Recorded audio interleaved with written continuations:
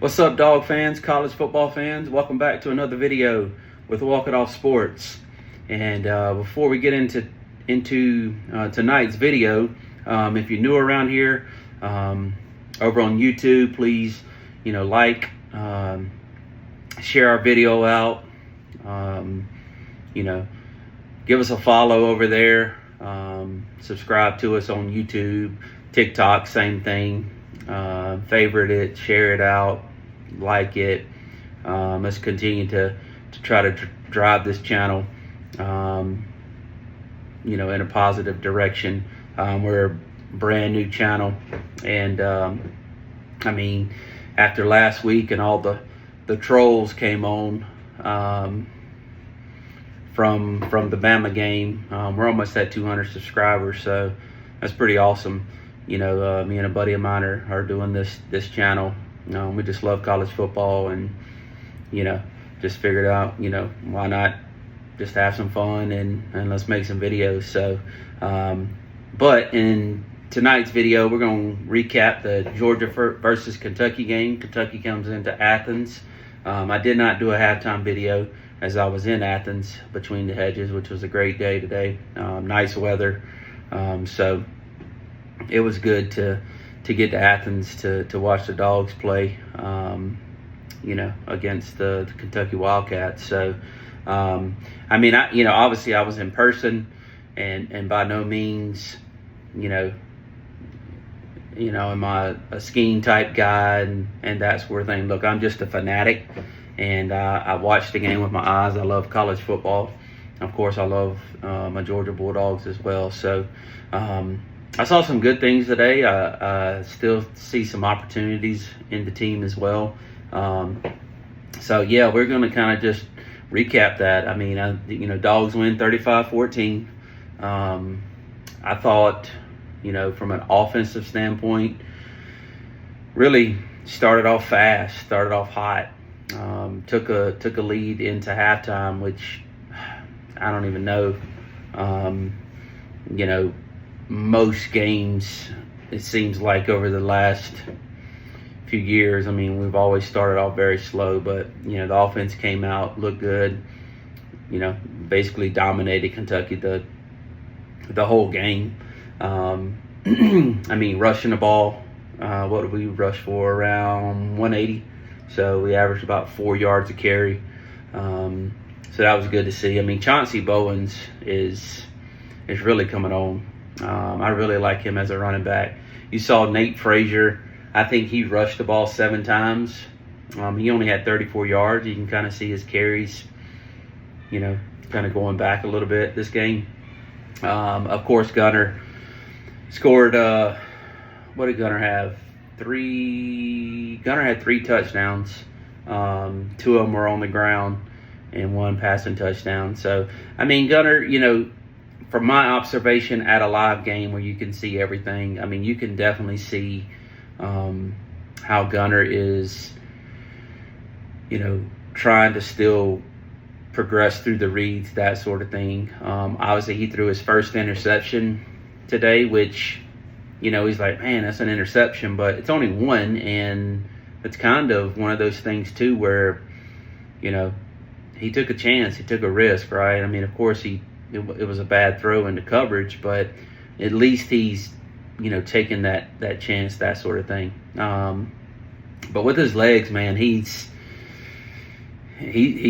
great at that. He juked that guy out, that defensive player, scored that touchdown. The first one he scored, he laid it on the line, right there across the goal line into the pylon. So, we know what we're going to get from Gunner. And I think as the season goes along, offensively, he's going to continue to get better and better when it comes to his reads and progressions. Now, if he doesn't and he continues to just try to run the ball, first thing is he thinks run, then, we'll probably get the same thing we have been getting. But I think if, as Georgia fans, if they're obviously going with Gunner, as the quarterback, right? There's no quarterback competition. As much as Kirby says, everybody, quarterbacks compete every week, and there's always competition. I mean, let's be real. Gunner's your starting quarterback. So like I said, he threw an interception. I mean, what? Let me look. He averaged 8.5 yards. He had 196 yards, 1 touchdown, 1 interception through the air. QBR was 92.8. So, but the difference that you see in Georgia's offense this year that you didn't see last year's run, they are dominating the run game. Granted, they only had 180 yards rushing today, but they dominated the run game. Offensively, Kentucky, I mean, we basically shut them down. I mean, Cutter Boley had 2 touchdowns, 1 interception. That last touchdown was, in garbage time. We had second, third stringers out there playing, which we'll talk about that more here in a minute. But, so he had a QBR 77, 25 for 41, 225, 5.5 he averaged through the air. So, rushing wise, Kentucky only had 45 yards rushing. So defensively, we're stopping the run better than we did last year as well. So I think from a line of scrimmage standpoint, as much as we do talk about the offensive line, from a run standpoint, they're holding their own. Now, Monroe Freeland goes out of the game very early with an ankle injury, didn't come back in. So my guess would be that he's probably not playing against Auburn next week. So if you look at our offensive line, as much as I give Stacey Searles crap, and I still think Stacey Searles doesn't need to be the offensive line coach, but I mean, they do have, two true freshmen playing the offensive line. They're like, matching different offensive linemen together, and it's just like, it seems like we can't catch a break when it comes to offensive line, when it comes to injuries. But at the end of the day, I mean, Georgia recruiting in the top 5. So, although they are freshmen, and of course they're going to learn as they go, and an offensive line has to be a complete unit by itself. There were some plays from a pass pro standpoint that Gunner was just getting destroyed. Couple balls, I mean, you guys obviously watched the game, so a couple balls he threw, I mean, he was getting hit, just bad arm angles when he, you know what I mean? Like, he got hit, so as, you're like, man, I hope he don't get hurt, because his arm's up here and he's getting hit, and it's just, so hopefully the offensive line continues to gel and get better. But, I mean, two true freshmen, just mesh, trying to mesh people together and makeshift offensive lines, because the injuries are just piling up and it's just crazy. But offensively, I like that they started fast, and I'm okay with Garner throwing an interception. But you still could tell, especially live when you can see everything, he's just got those happy feet, and sometimes he just wants to take off running instead of just staying in the pocket or moving up in the pocket and making the throw. I will say, bright spot, Puglisi, which was a hot take for me at the beginning of the year before the year started, that Puglisi would take the starting job from Gunner, because that man can sling the ball. He has an arm, and his arm strength reminds me of what Beck had last year and the 2 years that he did start for Georgia. But man, he threw some ropes. So anyways, that's enough about the offense. Like I said, I think we'll continue to get better and better on the offense. It was funny. We were, everybody wants to hate on Bobo. Of course, any play that doesn't go the right way, it's Bobo's fault and that sort of thing. So had some people sitting beside me, and that's all you heard. Man, why is he throwing a screen? Why is he throwing a screen? Hey, look, man. Every team in the country are throwing those bubble screens. Every single team in the country has that play in their playbook, and everyone's utilizing it. It's, are your wide receivers going to make blocks down the field for them to be used? And we have Zachariah Branch, who is extremely electric. And, he's explosive. So, yeah, we're going to throw him screens. Every team in the country are throwing screens. But, so I digress on that. I thought offensively they played pretty good. Now, before the game started, I wanted the defense to get 3 sacks and 1 turnover at least. They did force a fumble, which was great. Just made that great play on defense, forced that ball out, got that. They got an interception. Ellis Robinson, which, defensively, from a DB standpoint, I even myself last year was like, man, why ain't Ellis Robinson playing? And he's still very young. Obviously, he's a sophomore, but he is still very young, and he was just getting beat. And yeah, he did get an interception late in the game, but just getting beat. I mean, we've got to figure out. Well, before I get there, so 2 sacks. C.J. Allen got 1 sack, and I'm probably going to butcher his name, but 95 Agboko got a sack. And we are giving the defense a lot of hate, and I'm giving the defense a lot of hate.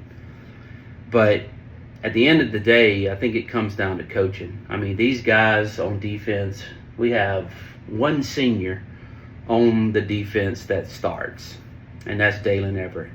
I did see the defense today get a lot more hands on the receivers, play the 50-50 balls better,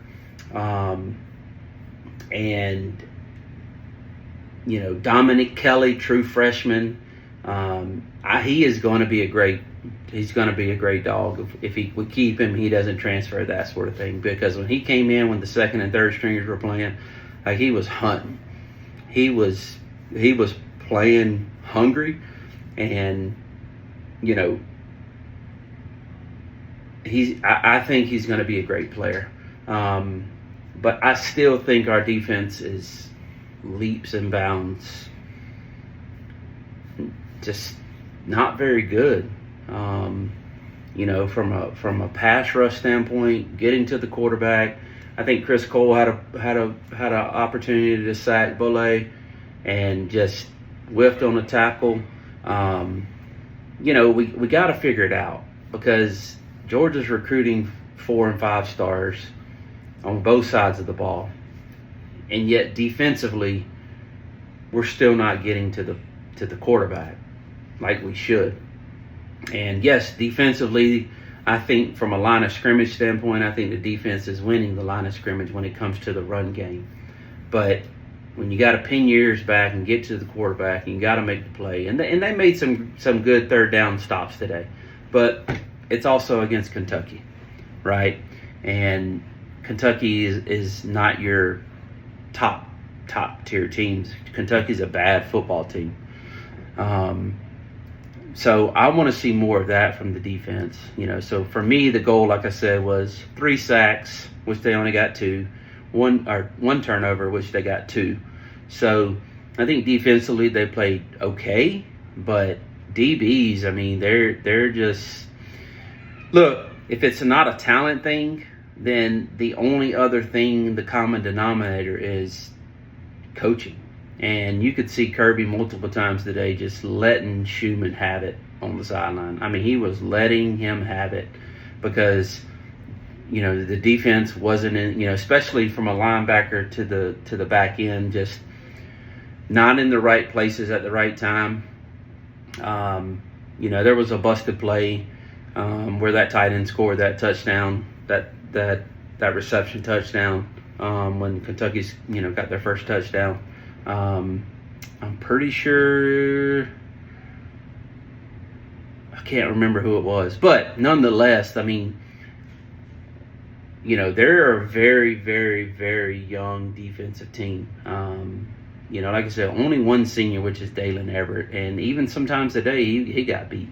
But he also got beat a lot of times last year and then made a lot of good plays for the defense. So, look, I'm not a head coach.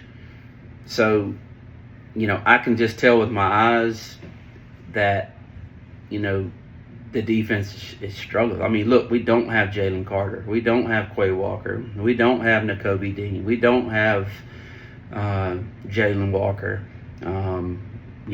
Jordan Davis. Insert whatever top elite defensive player that we've had in the past. So, for me, is when the second and third string came in, they were looking pretty good. They were flying around the ball. I say, what's his name? 95 Agboko. I'm probably butchering his name, but I just looked, and he's had one before today. He had one tackle. So it's like, and the move he made on that offensive lineman for Kentucky, which it's Kentucky, but it was still their starting offensive line. And that move, he just went under the guy, bent. He's a big guy. He bent and just boom, sacked the quarterback. I mean, that's what you got to have. So I want to trust Kirby when it comes to the defense, because Kirby is a defensive-minded guy. I mean, he was an elite defensive coordinator, and Georgia's defense, since he's been there, up until the last year and this year, we saw some regression, but maybe it is that the defense is young and they're just still learning and continue to grow each and every game. But we're not getting any pass rush, and I'm still saying that I think Schumann needs to go, but we've got to figure it out, because, we got a tough slate ahead of us when it comes to the defensive side of the ball against the teams we're playing. I mean, we're going to Jordan-Hare playing Auburn. Auburn's a terrible football team, but if we can't get to the quarterback, it's a very tough place to play, which most home stadiums in the SEC are tough places to play. So we'll see on that side of the ball. I digress from that. But my biggest takeaways today would be offense started fast, scored some points. It's good to see Gunnar go downfield. Yes, he had an interception, but to me, I think that kind of speaks that he's learning and he's growing. Still has got to stay in that pocket and not think run first. But defensively, I mean, C plus. If I had to give the defense a grade, today, I think it would be like a C plus. I was happy to see them force the 2 turnovers, especially the fumble that they forced. Because Seth McGowan, I think is his last name, he's a good running back, and they were able to force that ball out of him. So, however that's got to happen, we got to force turnovers. We got to win the turnover battle, continue to get that defense better. But the defense is going to continue to be a problem until we can get to the quarterback, get him on the ground, force turnovers, and make the offense that we're playing play from behind. So, but at the end of the day, Dawgs get a win, go to 4-1 on the season, 2-1 in the SEC, and a win's a win. Until the next one, go Dawgs.